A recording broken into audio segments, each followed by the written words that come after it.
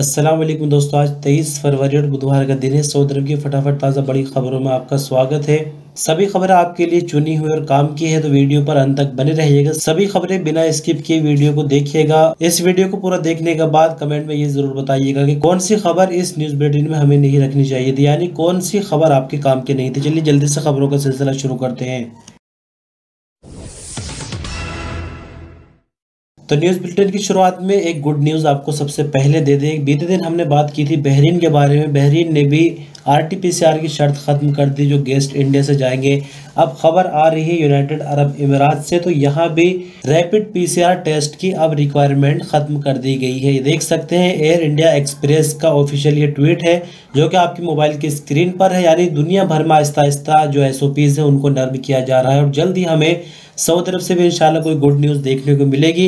वैसे थोड़े से हिंट्स तो हमें इन दिनों मिल रहे हैं सऊदी अरब की तरफ से भी, जो कि हम इसी वीडियो में शेयर करेंगे।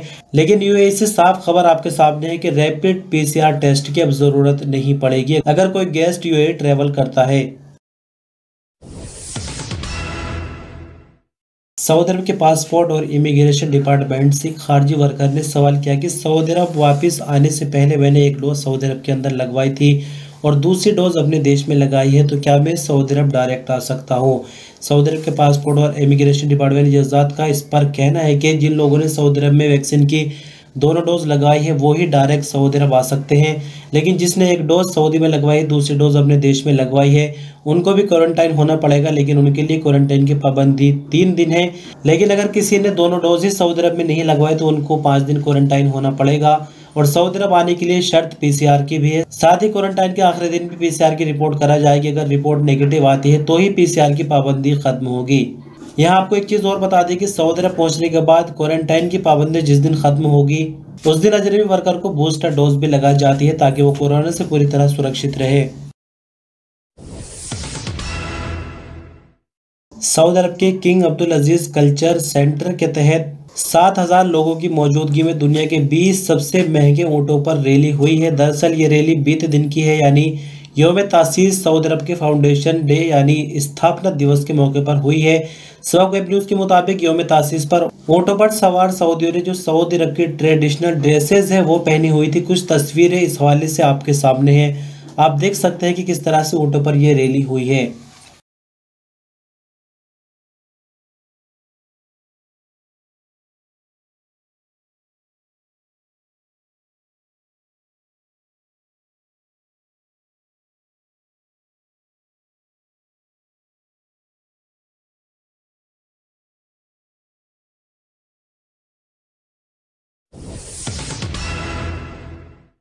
सऊदी मिनिस्ट्री ऑफ इंटीरियर की तरफ से एक खबर निकल कर आ रही है हफर अल बातिन से। तो हफर अल बातिन में 4 सऊदियों में आपस में झगड़ा हो जाता है। वीडियो आपके सामने, वीडियो के माध्यम से आप देख सकते हैं।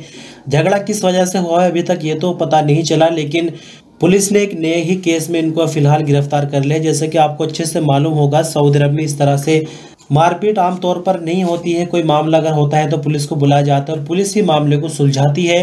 तो इनमें आपस में कोई इख्तलाफ हुआ है, कोई झगड़ा हुआ आपस में और ये मारपीट करने लगे, लेकिन माहौल में अशांति फैलाने की कोशिश की है। फिलहाल ये एक नए मामले में ही कानून के दोषी बन गए हैं।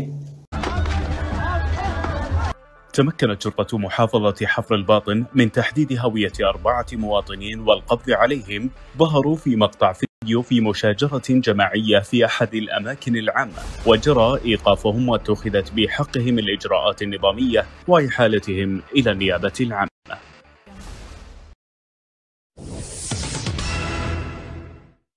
सऊदी अरब में जैसा कि 22 फरवरी कल बीते दिन यौम तासीस यानी स्थापना दिवस था, जो कि पहली बार मनाया गया है, तो ऐसे में कुछ नया तो होना चाहिए था। तो तस्वीर के माध्यम से आप देख सकते हैं, सऊदी ट्रैफिक विभाग की तरफ से गाड़ियों की एक अलग तरह की ही नंबर प्लेट जारी की जा रही है।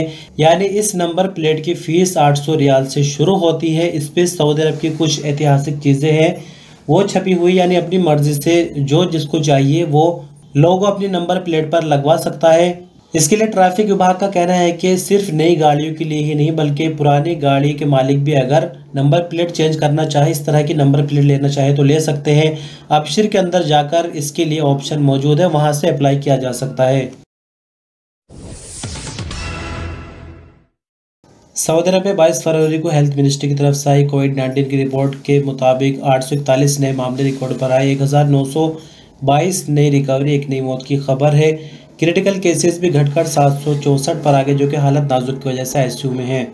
841 नए मामले रिकॉर्ड आने के बाद 7,41,237 कुल मामले हो जाते हैं। 1922 नई रिकवरी के बाद 7,15,514 कुल रिकवरी, एक नई मौत के बाद 8,987 कुल मरने वालों की तादाद हो जाती है।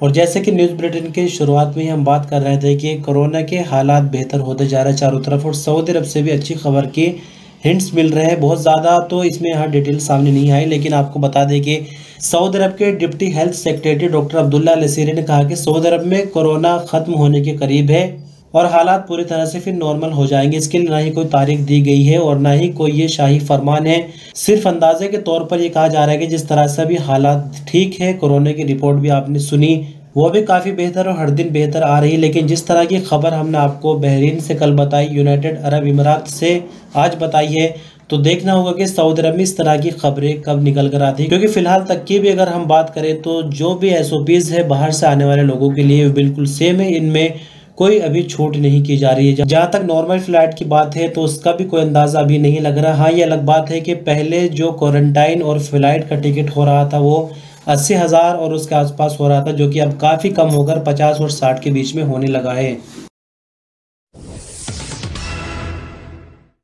सऊदी अरब में जाज़ान एयरपोर्ट पर हूथियों की तरफ से हमला किया गया, 16 लोग इसके अंदर जख्मी हुए।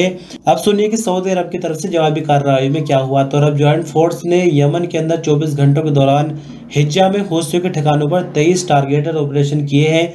सऊदी अरब की सरकारी एजेंसी के मुताबिक अरब जॉइंट फोर्स ने अपने बयान में कहा कि टारगेटेड ऑपरेशन के दौरान 11 हूथियों की फौजी गाड़ियों को भारी नुकसान पहुंचा, जबकि हूथियों की मौतें भी हुई है। मरने वाले हूथियों की गिनती नहीं की जा सकी। इसके अलावा अखबारिया न्यूज के मुताबिक यमन के अलबीजा गवर्नरेट में भी ऑपरेशन किए गए, जिसमें कई हूथियों के ठिकानों को निशाना बनाया गया है।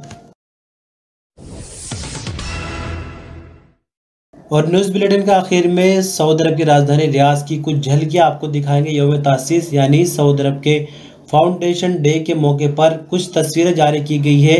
जो ट्रेडिशनल ड्रेसेस है सऊदी अरब की, वो पहने हुए लोगों ने तस्वीरें खिंचवाई है।